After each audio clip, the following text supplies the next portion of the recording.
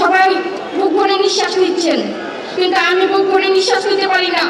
আমার বুক ভারী হয়ে আসে। আমার একমাত্র ভাই এই দেশের জন্য শহীদ হয়েছে। অনেকে অনেক আনন্দ নিয়ে এখানে উপস্থিত হয়েছেন, কিন্তু আমি ব্যক্তিগতভাবে কোনো আনন্দ নিয়ে এখানে উপস্থিত হতে পারি নাই।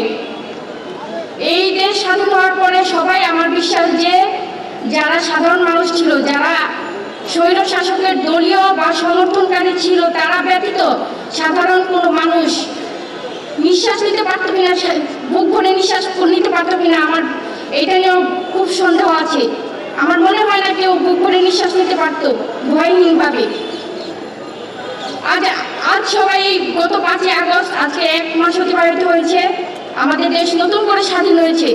সবাই বুক ভরে নিঃশ্বাস নিচ্ছেন, কিন্তু আমি বুক ভরে নিঃশ্বাস নিতে পারি না। আমার বুক ভারী হয়ে আসে। আমার একমাত্র ভাই এই দেশের জন্য শহীদ হয়েছে। যেদিন 5ই আগস্ট দেশ স্বাধীন হয়েছে, সেদিন সবাই খুব আনন্দ নিয়ে গণভবনের দিকে রওনা দিয়েছে। সবাই খুব উচ্ছ্বাস করছিল, সবাই লাইভে আসছিল। আমার ফেসবুক ফ্রেন্ডে যারা অনেকে দেখছিলাম, সবাই লাইভে চলে আসছে, খুব উচ্ছ্বাস নিয়ে গণভবনের দিকে রওনা দিচ্ছে। কিন্তু আমি খুব আতঙ্কিত ছিলাম, কারণ আমার ভাই ততক্ষণে পোস্ট করেছে ফেসবুকে। ওর শেষ পোস্ট ছিল যে আশুলিয়ার থানা পুলিশ আত্মসমর্পণের, দেশ স্বাধীন হওয়ার পরেও আশুলিয়া থানা পুলিশ আত্মসমর্পণের ঘোষণা দিয়ে গুলি করেছে।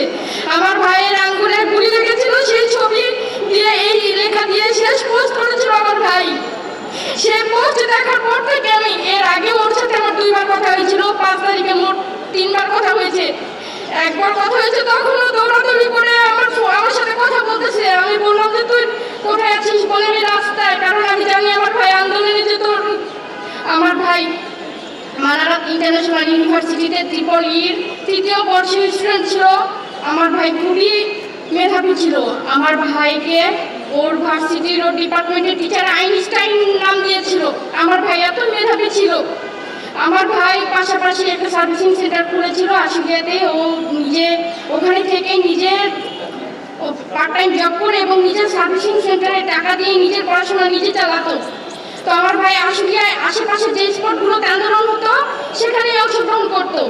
4 তারিখে ও সারাদিন জাহাঙ্গীরনগর ইউনিভার্সিটিতে আন্দোলনে অংশগ্রহণ করেছে। রাতে ওর সাথে আমার দীর্ঘ সময় কথা হয়েছে। তারপর ওকে আমি বারবার বলেছিলাম সাবধানভাবে আন্দোলনে যেহেতু অংশগ্রহণ করছে, ও যেন নিজের সেফটিটা মেনটেন করে চলে।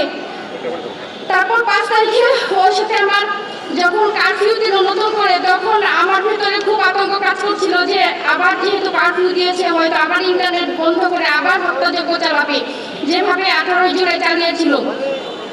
সে আতঙ্ক থেকে 5 তারিখ, আমার 4 তারিখ সারা রাত আমার ভালোভাবে ঘুম হয়নি। 5 তারিখে ঘুম ভাঙার পর থেকেই আমার খুব অস্থির লাগছিল।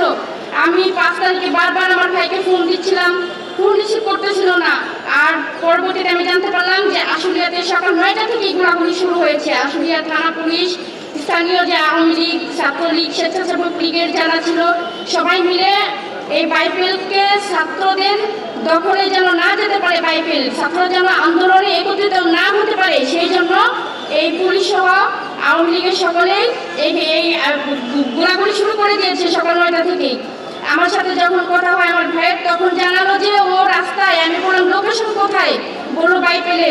ও বললাম পরিস্থিতি কি, বলে গোলাগুলি হচ্ছে। আমি বললাম একটু সরে যা তুই, বলে ভাগ্যে যা আছে তাই হবে। আমার ভাই এই স্বৈরাচারের বিরুদ্ধে আন্দোলন করে ওকে পদত্যাগ করা এবং এই দেশকে মুক্ত করা ছাড়া সেই আন্দোলন থেকে সরে যাওয়া, এটা কোনোভাবেই ওর পক্ষে সম্ভব ছিল না। এই দেশকে মুক্ত করার ব্রত নিয়ে ও জীবন বাজি রেখে এই আন্দোলনে অংশগ্রহণ করেছিল।